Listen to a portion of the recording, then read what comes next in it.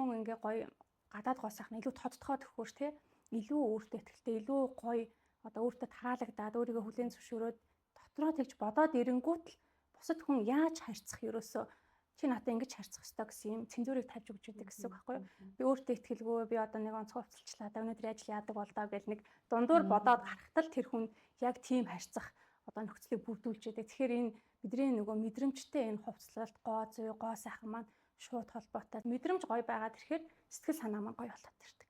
Мэдрэмж тавгүй болоод ирэнгүүт бүр ингэдэж сэтгэл судлал тий мэдрэмжээ өөрчлөх аргууд дотор хүртэл хувцлалт орж эхэлдэг. Нүүр амаа гоё янзлах ч юм уу тий мэдрэмж өөрчлөгдөд ирэхдээ хүний сэтгэл зүй сэргээд эхэлдэг. Тэгэхээр гадаад гоо сайхан юм чухал нөлөөтэй. Дотоод гоо сайхан гэдэг нь бол сэтгэл зүйн талаасаа тий одоо гой сайхан үгийг хүнд хэлдэг.